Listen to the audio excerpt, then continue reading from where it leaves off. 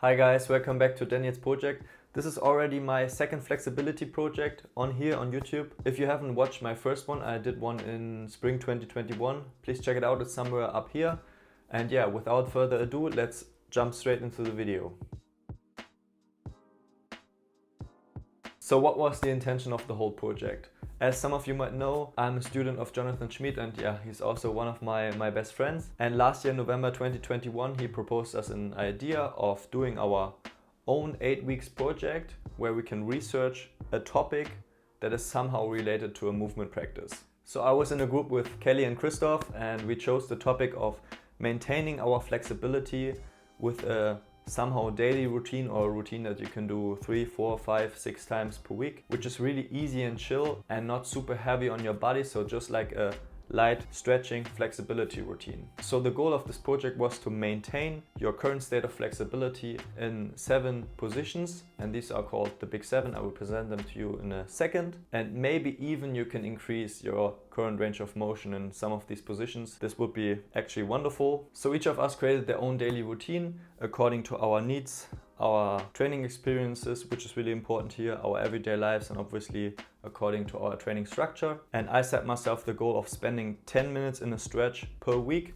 So this times 7 is 70 minutes stretching time per week. So 10 minutes middle split, 10 minutes front split per side, so even 20 minutes. And yeah, you will find out in the following process of this video if I reach that goal.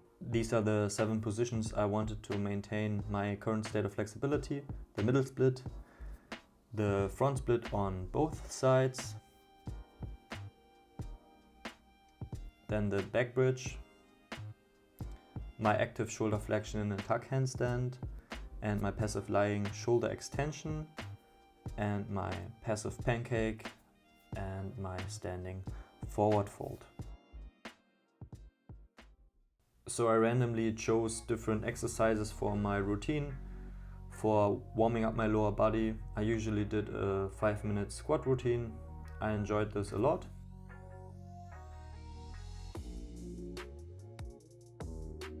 Then afterwards I sat on the ground, and yeah, I did a couple of shin box circles, usually 2 minutes per side, for just releasing my tight hips from all the sitting. From time to time I did some horse dances and the tailor pose sitting and bouncing. I added some lunges, forward fold moving, yeah, just moving around. Added some passive hip flexor stretching, a couple of shoulder dislocations with a rope or resistant band, some spine flexion and extension stuff, yeah, the frog pose for my adductors, the plow, such a nice position for releasing lower back stiffness, the upward dog, some isometric Jefferson curl holds, yeah, with a water bottle here, not with a weight, the quadratus lumborum stretch for the pancake, and just some pancake moving, yeah, just moving around, not choosing a passive position, but yeah, just moving. A passive shoulder stretch from time to time, and now my favorite, the party couch stretch. So I was listening to some 80s and 90s there, had a good time. And for opening my shoulders, I did some passive hangs from time to time.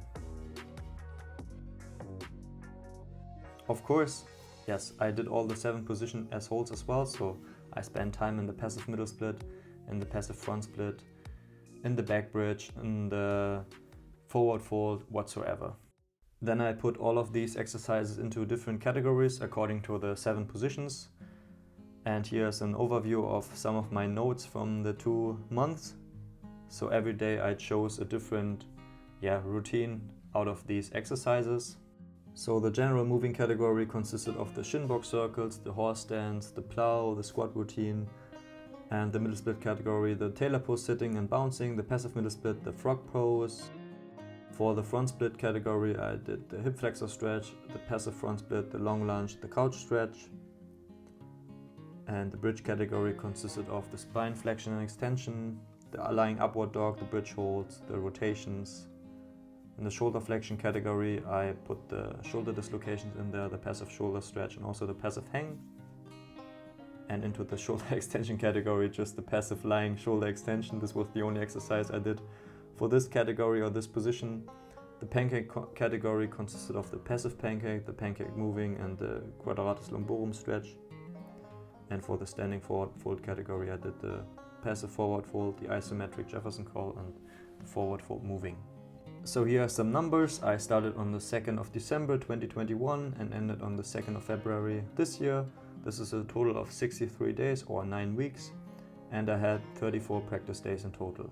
On average, I spent 25 minutes just general moving, roughly 8:30 on middle split, 6:30 on the front split, bridge 350, shoulder flexion 610, shoulder extension 120, pancake 9 minutes, and the forward fold 850 minutes per week. So considering that I did the front split on both sides, I had a stretch time per week of approximately 50 minutes spending time in stretches. Plus actually the 25 minutes of just some general moving and of course my additional training. So in order to somehow compare testing day 1 and testing day 2, I defined a couple of testing conditions. So before I filmed these positions, I did 10 minutes of general moving. I present this routine in a second, and I held each position for 30 seconds for one set. So this was my 10 minutes general moving practice before filming the stuff on test day 1.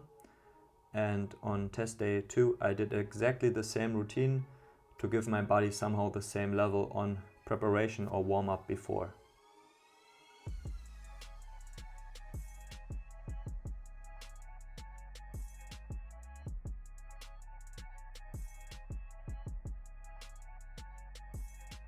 Yeah, now let's talk about the results.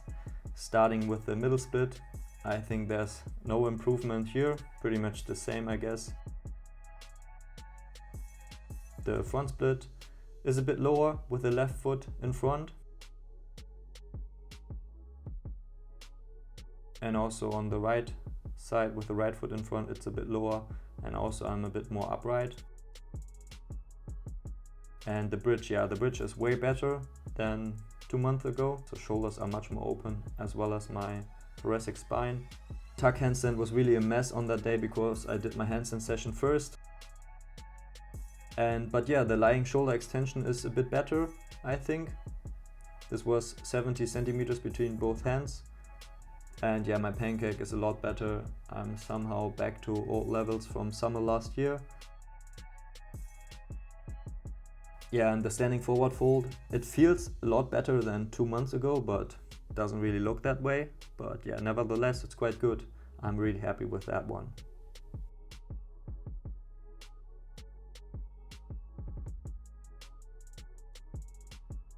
So as we come to the end of this video, let's talk about some personal reflections. As you noticed before, I didn't really reach the goal of 70 minutes, it was more like 50 minutes, so there was a time gap of 20 minutes. This could be due to the fact that I had a big slump over the Christmas days. It was like, I think I just stretched once or twice over the time span of 10 to 12 days. And yeah, but overall I'm really happy, even with the progress. To be honest, I expected some progress in the pancake, of course, and in the front split, because while I was doing or stretching these positions, I realized that I made some progress, and even I got a better understanding of how to bring my hips into an anterior pelvic tilt, at least in the pancake. And I maintained a more upright position in the front split.